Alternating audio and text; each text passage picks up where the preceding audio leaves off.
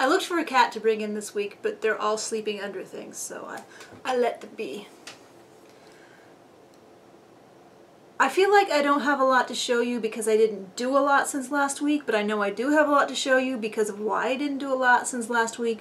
But, so, basically Saturday I had doll people over. So we had a doll day, and we always trade things around. It's not a one-for-one swap, it's just someone will bring out a box of stuff and say, I don't want this stuff, who wants this stuff? And I'll bring something, somebody will mention something that they're looking for, and I'll get into my stuff and say, hey, I have one, you can have it. So we go back and forth like that, but one of the people has been decluttering. So had basically a carload of dolls and doll parts and cloth and clothes bought to use for cloth and craft books, and so we spent a while sitting in the driveway thinking it was going to rain on us, but it never did, and going through all this stuff. I got a lot of cloth. I didn't need cloth. I never need cloth, but I actually have already sewn something from that cloth, and I'll get to that because it gets grouped with another thing that I want to talk about that I should have started with, but I didn't in my brain. So I have odds and ends of dolls that I got from there, and some doll clothes. So most of Saturday was spent with doll people, and then the evening of Saturday and Sunday was spent organizing and finding places to put all this stuff I'd gotten. So normally Saturdays and Sundays is when I make things or alter dolls or whatever my creativity is. It's easier for me to do it when I just go through one big chunk of day on Saturday and not have to, you know, get the kid ready for school and get him back from school and do his homework, and yeah, those are my excuses. So I didn't do anything creative over the weekend.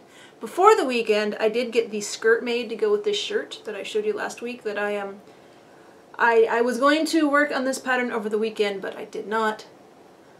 There are a few changes to this that I want to make, and I've tried them, and I've made another shirt, but I didn't quite have enough cloth, so I didn't make it even according to the pattern. So I have a few more iterations of this shirt to go through before I can share it.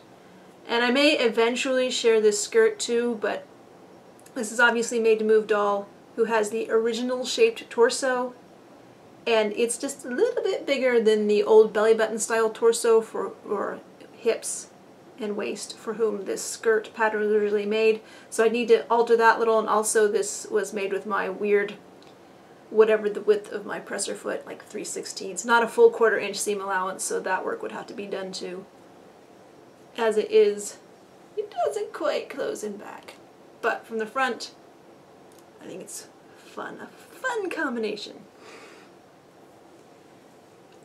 So some of the stuff I grabbed doll-wise from the person. She had a big bag of souvenir dolls. Some of them were pretty grubby, and the first thing I did with those was take all their ratty remains of their glued-on clothes off and restring their arms and legs just with the elastic that comes in doll packages. It's not great restringing. And this one, her dress was kind of scary because there wasn't much glitter left on it, but she was old enough that the glitter was all made out of ground glass. So the idea that I had these little tiny pieces of ground glass that could potentially get everywhere, I got them off of her really fast, only to find that her arms were held on with cloth.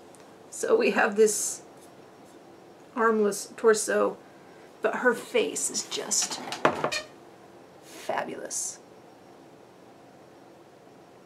So judgmental. So I'll see if I can clean. She had yarn braids glued on just like the front half of her head, so that's why she's fuzzy. I'll see if I can do anything to get her to her proper glory. But there were a few souvenir dolls who were actually in really good shape. Like she still has her hang tag from the Netherlands, from Holland. It says the Netherlands. So I'm sure she originally had some wooden shoes, probably even painted. But it's unusual to see souvenir dolls that are in such good shape. The metal on her waistband has corroded a little, but overall is still crisp and clean looking and nothing's frayed. I do think it's funny, she has molded hair, but they had to glue this little bit of blonde hair to the front of her cap. So she was in good shape, and this little Scottish drummer is in good shape too. Really good shape too. I don't know why I find it so amazing that the skin is just a knit, but it's just so clean it looks like it could have just been cut out recently. Like I said, I don't usually see Souvenir Dolls. This is obviously laying on his head and he got a little rumpled, but overall he's in pretty good shape too. And then there were some just Dress Me dolls. I don't know, she might be a Souvenir Doll. I don't know if this is some traditional garb that I'm not familiar with, because this is pretty distinct looking. She has some melt marks on her face and her eyes. Don't want to open and close, but she's in really good shape. She still has both of her shoes. I did iron her apron was rumpled, so I ironed that. It's still a little crinkled looking. I'm just not used to having them in such good shape. And then this one, her skirt was super rumpled, so I spent a while yesterday trying to iron it. It's really hard to, I mean, it's stapled to her. See that staple in the back there? So this dress is not coming off of her if I want to keep it on her. It's not going back on. In the past, I have taken these skirts off of some of these dolls and made them into skirts proper with waistbands and snaps or hook and loop tape to clothes for other dolls. But she's in good enough shape. I mean, look, there's barely any fraying on the end of her hair ribbon. So I would even suspect that the warm part of her eyebrow was probably there when she was made. So I'm just not used to seeing these that are in this good shape, this shiny, this not faded. A lot of pinks are usually horribly faded, which you only see when you like move a big rumpled part in the back and see that it's still the solid color under where it was protected. I mean, these are raw edged too, and they're not shredded and frayed, so I thought that was interesting. I don't need them, of course. And I grabbed, she'd thrifted some dolls just for their clothes. So I had this Madame Alexander doll from the 70s. It's really not terribly high quality. She might be painted green. Eventually, I haven't decided yet, because I'd have to figure out what to do about her eyes. Of course, when you lay her down, since they're sleep eyes, I could paint, just airbrushing the eyelids green, no problem, but I have to figure out a way to protect the eyelashes or how to clean them up after the paint's on them. And also, you can see a little bit of the eye around the edge of the lashes that I wouldn't want to be green. But if anything, the most likely custom I would do to this doll is to make her green. And I'm not sure if I would just leave this hair or give her a wig or give her other hair. I do like the original very mangled bow. And I grabbed, obviously this vintage body doesn't have the head on it, but it's in really good shape for a vintage body. The leg's a little grubby, and one is slightly warped. But overall, if I ever happen across a vintage head that needs a body, this will work. Like I need a body. But she also had this thing, and she gave me a bunch of vinyl dinosaurs to paint. A lot more of those to paint. And this Lady Paradise fashion doll. Now, Lady Paradise sounds like a kind of lewd, especially considering how, I won't say anatomically accurate this doll is. But this is actually Paradise Publications. They make crochet patterns for doll clothes.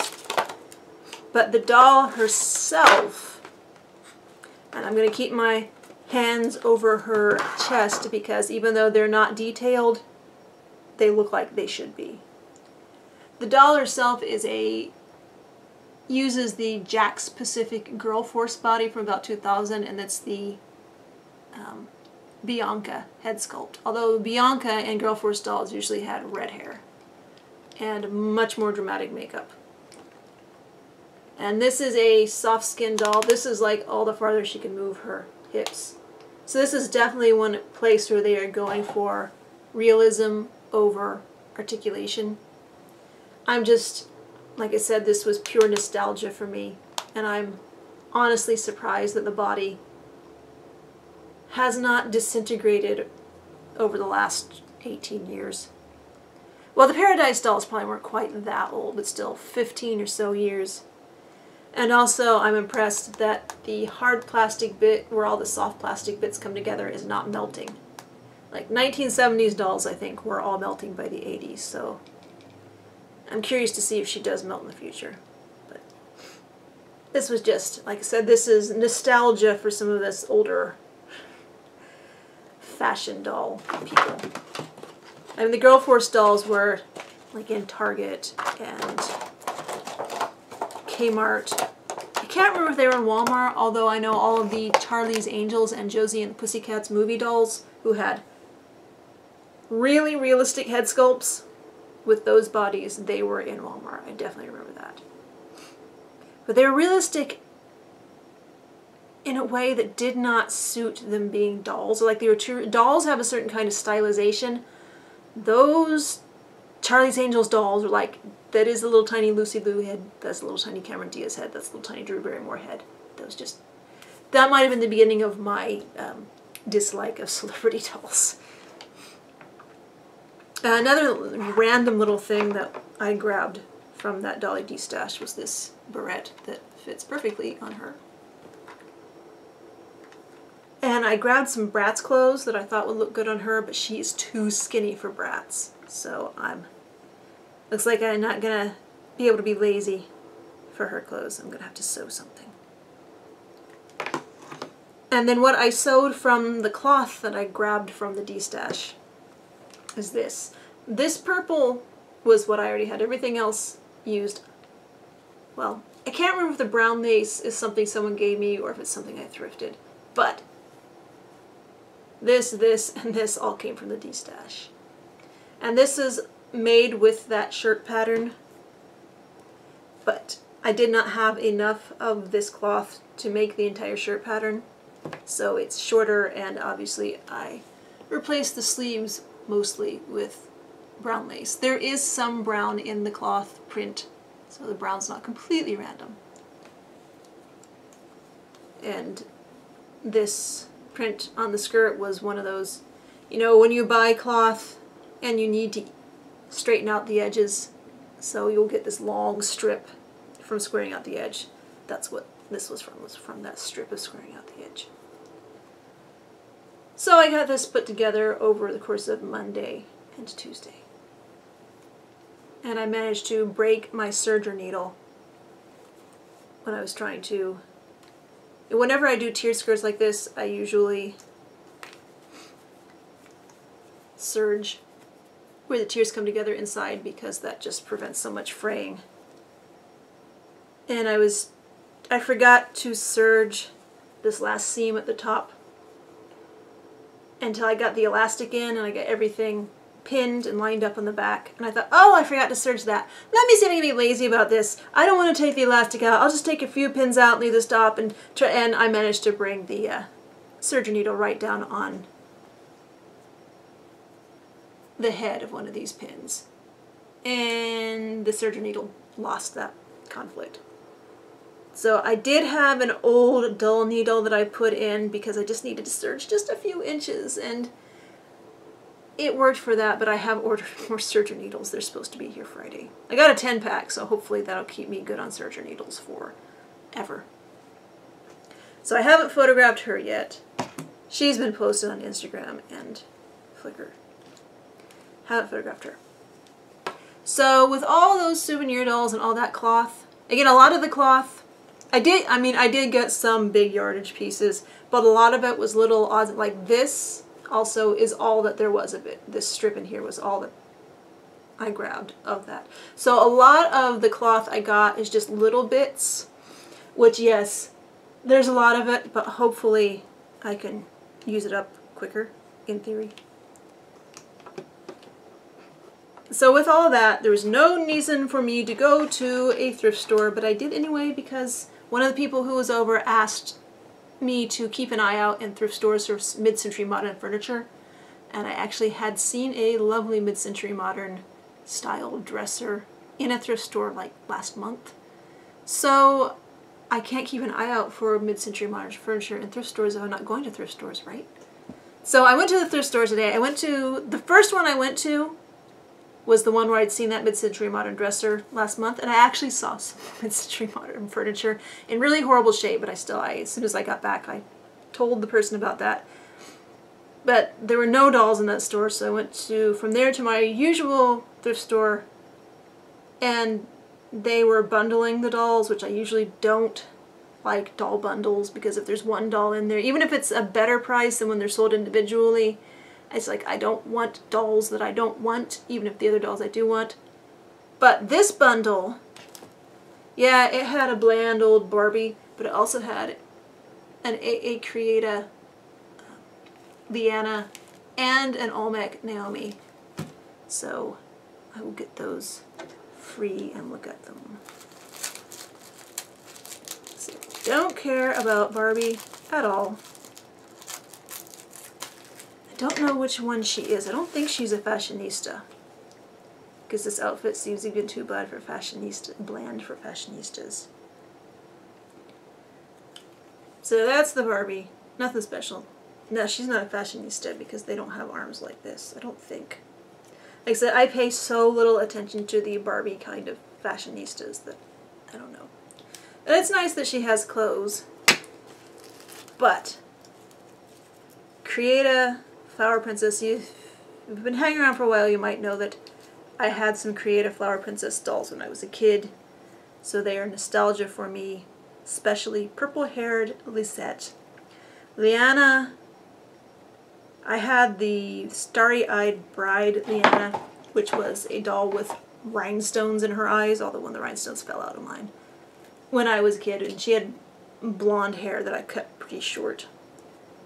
But apparently the AA African American ballerina Leanna wears Laurel's outfit, but look, she even has one of her shoes still.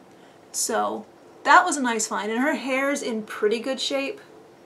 Flower Princess hair is not very high quality, and it's always very curly, so it tends to be pretty horrible when you find these dolls from 1982 at a thrift store in 2018. But she's pretty good. She's a little grubby. I need to clean her up some. I can't tell if this spot by her mouth is dirt or misplaced paint. Neither will be a problem to clean up. So that was, if it had been her and another blonde, bland Barbie, I might not have gotten it.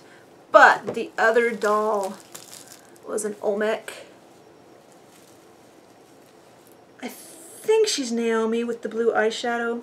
This was the first Olmec Fashion doll had this sculpt, which apparently is based on one of the people who founded the Olmec company. And the doll came under the names Naomi and what was it? Lisa. I just looked it up. Lies. I'll put it in here. And eventually the Imani dolls started with this head sculpt, and they switched to another head sculpt that I have. Thanks to Flo, I have. This is Imani, as I know her. And from what I was looking at, I think Imani tends to have the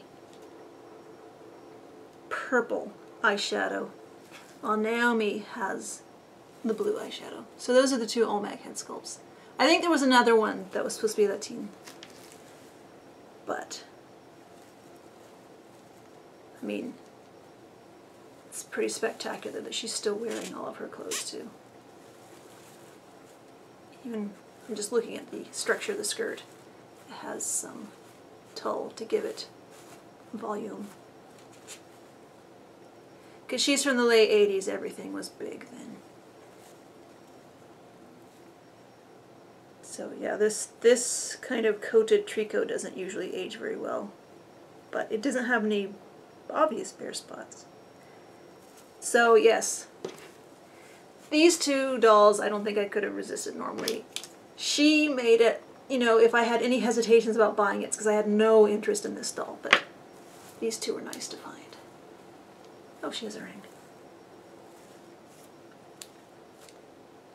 So, really don't need to go into thrift stores, but I know next week I'm probably going to go because week after next is fall break for the kiddo, and he does not like to go to thrift stores, so I know there's going to be something in my brain saying, but you won't be able to go. So, I don't need to go. I think if I have more stuff to show you that I've made, maybe I'll be able to convince myself not to go thrifting next week, because I really don't need to. I need to sit down and start sewing and sharing patterns and figuring out what to do with the dinosaurs and all that other stuff that I will do when I'm not distracted by other stuff. And I am rambling, so it's time to say goodbye for this week. Thanks for watching.